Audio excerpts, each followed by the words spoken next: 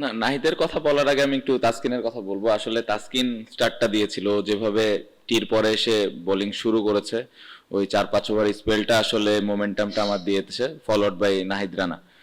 তো রানার আমরা জানি যে ও কত স্পেশাল এবং কত জোরে বল করে, এবং তার সাথে স্কিলটাও স্লোলি স্লোলি ডেভেলপ হচ্ছে, সো অনেক এনজয় করেছে।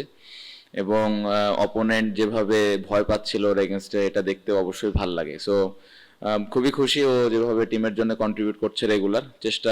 ইচ্ছা থাকবে যে ও রেগুলার এভাবে টিমের জন্য কন্ট্রিবিউট করবে। না, আমার মনে হয় যে ব্যাটিংয়ে আমরা সকাল থেকে ক্লিয়ার ছিলাম আমরা কি করতে চাই। আমাদের অনেস্টলি ইচ্ছা ছিল আরো 15-20টা রান করার, বাট সামটাইমস আমার মনে হয় যে এরকম ব্রেভ ডিসিশন নেওয়াটাও জরুরি। টেস্ট টিমটা আমরা স্লোলি স্লোলি গ্রো করতেছে, ওপরের দিকে যাচ্ছে আমার মনে হয়। সো আমরা একটু আহ, সাহসী সিদ্ধান্ত নিয়েছি। আমার মনে হয় যে এটা সামনের দিকে আমাদেরকে হেল্প করবে এই সিদ্ধান্তটা।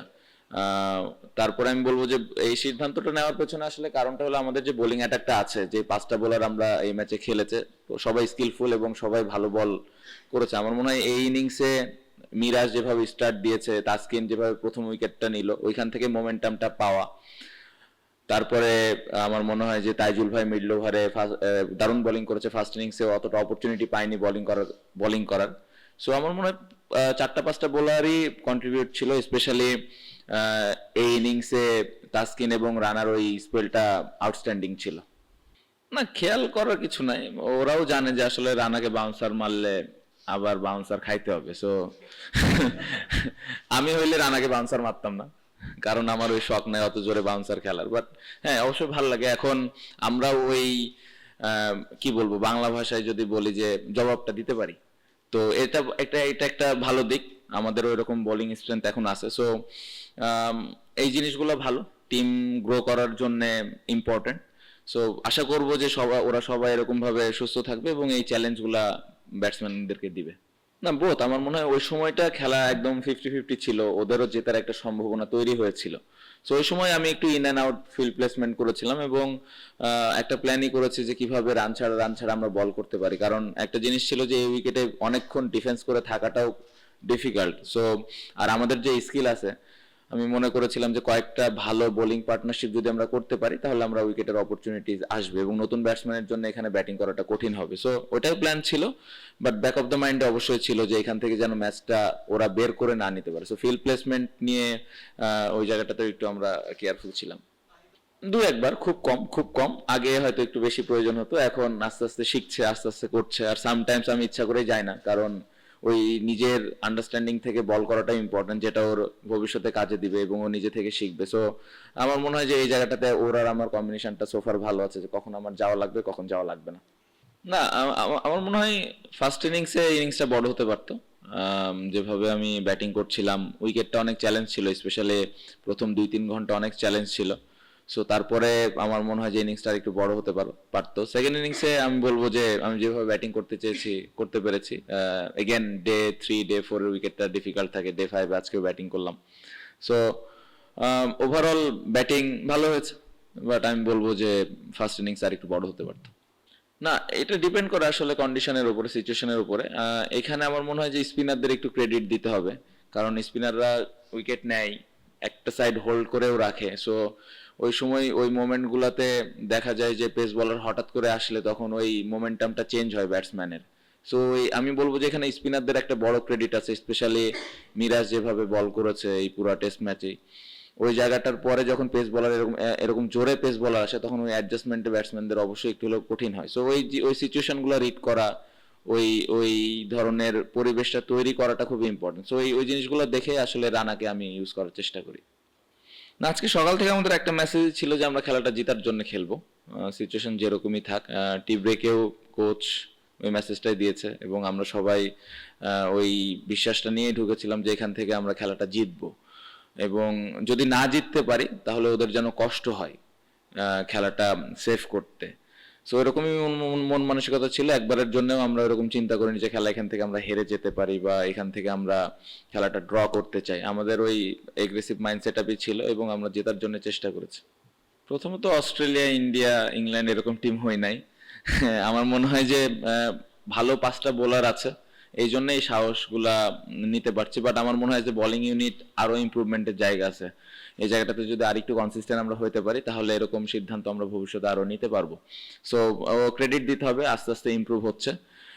আর রানার বিষয় যেটা হয়েছে যে ওই সময়টা আমি বলতেছিলাম যে যেহেতু উইকেটটা একটু ড্রাই ছিল, ও যত জোরে বল করবে, বলের কন্ডিশনটাও ভালো ছিল এবং লাইনটা কিরকম হতে পারে এই বিষয়টা নিয়ে আলাপ হয়েছে এবং ও ভালোভাবে এক্সিকিউট করতে পেরেছে। এখানে একটু মুশফিক ভাইকে ক্রেডিট দিতে হবে, কারণ উনি রানার সাথে অনেক কনভারসেশন ওই সময় করছিলেন কিভাবে বল করলে বেটার হয়। সো এখানে মুশফিক ভাইয়ের মতো মানুষ যদি মাঠে থাকে ওই ওই হেল্পটুকু হয়ে যায়। সো এখানে মুশফিক ভাইয়ের অনেক বড় একটা ক্রেডিট আছে।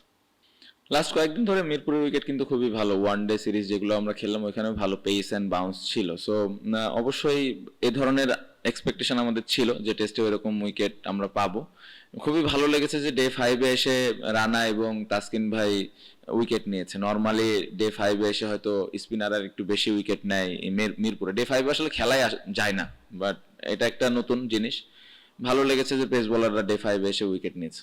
না, এই টেস্ট ম্যাচে সব থেকে আমার মনে হয় যে আমরা যে ডিক্লেয়ারটা করেছি এটা অনেক বড় ডিসিশন ছিল, যেটা নর্মালি আমাদের টিম কখনো করে না এভাবে। সো এই এই জিনিসটা আমাদের ভবিষ্যতে কাজে দিবে এবং এই জিনিসটা, এই সিদ্ধান্তটা হয়তো ভবিষ্যতে আমাদেরকে আরো কনফিডেন্স দিবে যে এখান থেকে এভাবে ম্যাচ জেতা সম্ভব। সো এটা আমি বলবো যে সব থেকে নতুন একটা জিনিস হয়েছে পুরো টেস্ট ম্যাচ। না, একটা জিনিস বুঝতে হবে, গতকালকেও আমি এই বিষয়টা শুনতেছিলাম যে আমরা স্লো ব্যাটিং হয়েছে বা মমিনুল ভাই স্লো খেলেছে বা যারাই ব্যাটিং করেছে একটু স্লো হয়েছে। একটা জিনিস বুঝতে হবে যে আসলে উইকেটটা কিরকম, কন্ডিশনটা কিরকম, অপোনেন্টের বোলিং অ্যাটাকটা কিরকম, ওরা কিরকম বল করছে, এই জিনিসটা একটু বোঝাটা ইম্পর্টেন্ট। এবং গতকালকে যখন খেলাটা ছিল তখন আমাদের রানও করতে হবে, আবার উইকেটও থাকতে হবে। আদারওয়াইজ আমরা যদি অল্প রানের মধ্যে আউট হয়ে যাই তাহলে ওই টিম আরামে হয়তো জিতে যেতে পারে। সো ওই সবগুলো সিচুয়েশন কিন্তু রিড করে ব্যাটিংটা করা হয়েছে। আমার মনে হয় যে এই টেস্ট ম্যাচে কেউ স্লো ব্যাটিং করেনি। কন্ডিশন এবং অপোনেন্টের স্ট্রেংথ অনুযায়ী আমাদের যেভাবে ব্যাটিং করার দরকার ছিল আমরা এক্স্যাক্টলি ওভাবেই ব্যাটিং করেছি। আজকে সকালে আমাদের প্ল্যান ছিল যে কিভাবে আমরা আরেকটু বেটার স্ট্রাইক রেটে রান করতে পারি। বাট আমি বলবো যে গতকালকের ব্যাটিং এর কারণে আজকে একটু আমরা তুলনামূলকভাবে একটু ফাস্ট খেলার চেষ্টা করতে পেরেছি। আমি বলবো না যে 100% পেরেছি, বাট এই এই আন্ডারস্ট্যান্ডিং গুলো আমাদের সবার থাকা উচিত যে আসলে কেন ব্যাটসম্যান গুলো একটু সময় নিয়ে ব্যাটিং করছে বা কেন আজকে একটু ভালো স্ট্রাইক রেটে ব্যাটিং করছে। না, আমাদের একটা লক্ষ্য ছিল যে 270 প্লাস এইখানে খুব ভালো একটা স্কোর হবে এবং যখন আমরা 268-এ শেষ, 267-এ শেষ করেছি তখন আমাদের একটা বিশ্বাস ছিল যে এখান থেকে আমরা ম্যাচটা বের করতে পারবো। না, আমার মনে হয় যে বল রিভার্স রানা একটু সারপ্রাইজিং। আমি লিটন স্পেশালি পিছনে থেকে মানে আলাপ করতেছিলাম যে বলটা এইভাবে ভেতরে আসবে রানার বল, এটা আমি আসলে আমরা দুজনেই এক্সপেক্ট করিনি। এটা একটা ভালো দিক, ভালো ভালো লাগার বিষয়। আমার মনে হয় যে এখানে বলটা খুব ভালো মেনটেন হয়েছে। যারা বল শাইন করছিল এদের ক্রেডিট দিতে হবে, এটা বলা যাবে না। তো আমার মনে হয় যে এটা একটা ভালো দিক। সো অবশ্যই এটা একটা পজিটিভ সাইন যে রানাও রিভার্স করাইতে পারে, যে তাসকিন করায়, ইবাদত করায় বা শরীফুল খালেদেরা সবসময় এই জিনিসটা করে থাকে, বাট রানাও স্লোলি স্লোলি এই জিনিসটা শিখছে। সো অবশ্যই এটা একটা পজিটিভ দিক। আমার ব্যাটিং বলবো যে না, আমার মনে হয় যে আমার জায়গায় যদি অন্য কোনো বড় ব্যাটসম্যান থাকতো 101টা হয়তো 200 হইতো। এটা এটা খুবই সত্যি কথা। আপনি ওয়ার্ল্ড ক্রিকেটে যদি দেখেন যে এরকমই করে যারা টপ ব্যাটসম্যান। সো আমার মনে হয় যে আমি বলবো না যে আমি আমার সেরা ছন্দে আছে, আমি আমি মনে করি যে আমার আরো বেটার ব্যাটিং করা উচিত ছিল ফার্স্ট ইনিংস। না, এত দূরে যেতে চায় না, স্টার্টটা ভালো হয়েছে। আমার মনে হয় নেক্সট টেস্ট ম্যাচটা ইম্পর্টেন্ট। আমি যেটা প্রথম দিন প্রেস কনফারেন্সে বলছিলাম যে গত বছর আমরা হয়তো 7-এ মনে হয় শেষ করেছিলাম, এবার যদি আমরা 4-5-এ শেষ করতে পারি তাহলে একটা ভালো অবস্থান তৈরি হবে। আমার মনে হয় স্লোলি স্লোলি যদি এভাবে আমরা আগাতে থাকি একটা সময় সবাই হয়তো জানবে যে আমরাও এখন ভালো টেস্ট ক্রিকেট খেলি। বাট এখনই এত দূরে যেতে চাই না, অনেক ইমপ্রুভমেন্টের জায়গা আছে। এক টেস্ট ম্যাচ জিতেছি, অনেক কথা হবে, অনেক পজিটিভ কথা হবে, বাট অ্যাজ এ পুরা টিম হিসেবে আমাদের অনেক ইমপ্রুভমেন্টের জায়গা আছে এখনো। আমার মনে হয় পেছনের ক্যাচগুলো আরো যদি আমরা ধরি, আরেকটু যদি ওই জায়গায় অ্যাকুরেট হই, ক্যাচগুলো যদি আমরা 100% বলবো না, পেছনে ক্যাচ মিস হবেই, প্রত্যেকটা টিমই করে, বাট আরেকটু যদি আমরা ক্যাচগুলো বেশি ধরতে পারি তাহলে আমার মনে হয় যে আরেকটু টিমের জন্য বেটার হবে। না, আমার মনে হয় ব্যাটিং সবসময় এনজয় করি, রান না করলে শুধু এনজয় করি না।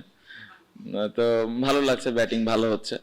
ব্যাটিং সবার সাথেই ভালো লাগে, পার্টিকুলার কোনো ব্যক্তির কথা বলতে চাই না। আমার মনে হয় মুশফিক ভাই, মমিনুল ভাই, লিটন লিটন সাথে যদিও কম ব্যাটিং করার সুযোগ হয় টেস্ট ক্রিকেটে, সবার সাথে এনজয় করি, সো একটা একটা ভালো দিক। আর টপ অর্ডারদের নিয়ে আমি সত্যি কথা বলতে চিন্তিত না, তাদেরকেও একটু সেটেল হইতে হবে। সাদমান আমার মনে হয় ভালো করছে, জয় কিছুদিন আগে একটা 170 রানের ইনিংস খেলেছে, সো এই দুই ইনিংসে আমি খুব বেশি চিন্তা করতে চাই না। আর কন্ডিশনটাও চ্যালেঞ্জিং ছিল, অপোনেন্টের ভালো পেস অ্যাটাক, সো সব মিলে আমি আমি মনে করি যে কঠিন তাদের জবটা, বাট হ্যাঁ ওরাও আস্তে আস্তে আমার মনে হয় যে কনসিস্টেন্ট হবে। না, পেস বোলাররা ভালো করছে, এটা একটা ভালো দিক। স্পিনাররা সবসময় ভালো করে আমাদের যে কোনো কন্ডিশনে, সো স্পিনারদের উপরে বিশ্বাসটা তো আগে থেকে আমাদের ছিল। পেস বোলাররা এখন আস্তে আস্তে ওই রেসপন্সিবিলিটিসটা নিচ্ছে, সো এটা একটা পজিটিভ দিক। ক্রিকেট বোর্ডের কাছ থেকে বলবো যে আমাদের পেস বোলারদেরকে আরেকটু ভালোভাবে মেনটেন করা, ওদেরকে আরো কিভাবে মেনটেন করা যায় এই জিনিসটা আমি বলবো যে ওদের দিকে আরেকটু নজর রাখা। এবং আমার মনে হয় যে যারা পুরা টেস্ট টিমটা আছে বা টেস্ট শুধু খেলে তাদেরকে আরো একটু কিভাবে অপরচুনিটিস দেওয়া যায়, আর একটু কিভাবে ইম্পর্টেন্স দেওয়া যায়, যে তারাও আসলে এই টিমটার অনেক বড় একটা জায়গা জুড়ে আছে। নর্মালি আমরা ওয়ানডে টি-20 নিয়ে অনেক কথা বলি, অনেক আম, আহ, কি বলবো, সোশ্যাল মিডিয়া থেকে শুরু করে সাধারণ মানুষের কাছ থেকে অনেক কথাবার্তা হয়, বাট টেস্ট ক্রিকেটটা শেষ হওয়ার পরে হয়তো সবাই ভুলে যায়। সো এই জায়গাটা থেকে আমি বলবো যে আপনাদের কাছ থেকে এবং ক্রিকেট বোর্ডের অনেক রেসপন্সিবিলিটিস আছে যে তাদেরকে আর একটু বেশি ইম্পর্টেন্স দেওয়া। না, ডে 5 হিসেবেও অনেক যে উইকেট খারাপ হয়ে গেছিল তা কিন্তু না, সত্যি কথা। এই এই 10টা উইকেট নিতেও আমাদের বোলারদের অনেক কষ্ট হয়েছে, সো এটা একটা ডিফারেন্ট এক্সপেরিয়েন্স। বাট আমি বলবো যে বোলাররা ভালো জায়গায় বল করেছে, ক্রেডিট তাদের দিতেই হবে। এবং আমার মনে হয় যে ব্যাটিং এর সময় আমাদের মাথায় একটা জিনিস ছিল যে আসলে এই 270 280 এটা কতটুকু সেফ হবে, বাট যেহেতু বোলিং অ্যাটাকটা ভালো, এই বিশ্বাসটা নিয়ে আমরা এসেছিলাম। এবং মিরপুরে ডে 5-এ যে কোনো কিছু হতে পারে, এরকম কোয়ালিটি বোলিং অ্যাটাক থাকলে আপনি ওই ধরনের মাইন্ডসেট আপনি যেতেই পারেন। খুব ইম্পর্ট্যান্ট, এক একজনের স্ট্রেংথ এক এক রকম। অনেকে হয়তো উত্তর দেন, অনেকে দেন না, এটা ইন্ডিভিজুয়াল থিংস। বাট এটাই তো একটা টেস্ট ক্রিকেটের সৌন্দর্য, আমার মনে হয় যে 5 দিন ধরে একটা ব্যাটেল চলে, সো এটা ভাল লাগে। আমি অ্যাজ এ ব্যাটসম্যান হিসেবে এনজয় করি এই জিনিসগুলো, এবং আমার মনে হয় যে এটা টেস্ট ক্রিকেটের সৌন্দর্য আরো বাড়ায়। প্রিপারেশন ভালো নিয়েছি, প্রিপারেশনটা ভালো ছিল, এবং নিজের উপরে বিশ্বাস সব সময় থাকে যে আমি কিভাবে কন্ট্রিবিউট করতে পারি দলের জন্য। আমি আমি স্টিল বলবো যে আরেকটু বেটার ব্যাটিং আমি করতে পারতাম। হ্যাঁ, প্রথমে আপনি যে দুইটা নামের কথা বলেছেন, এই নাম আমার সাথে যায় না একদম, মানে মানে মাফ করে দেন আমাকে, এই নাম আসলে হয় না।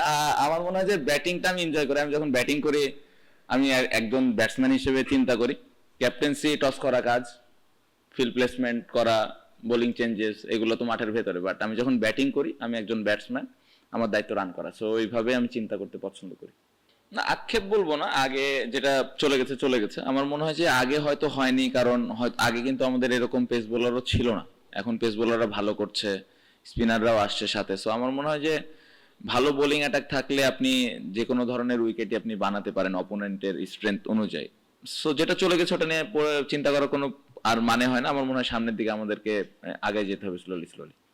না, আমার মনে হয় ওরা ওদের রেসপন্সিবিলিটিসটা নিয়েছে খুব ভালোভাবেই।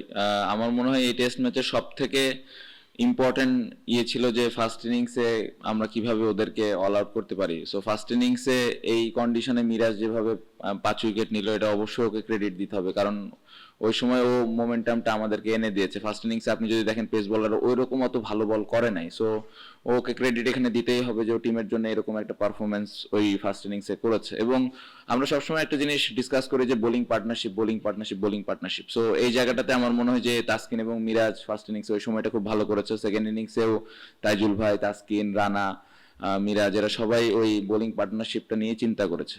সো আমার মনে হয় যে তাদেরকে ক্রেডিট দিতে হবে তার পুরা টেস্ট ম্যাচে যেভাবে বোলিং করেছে।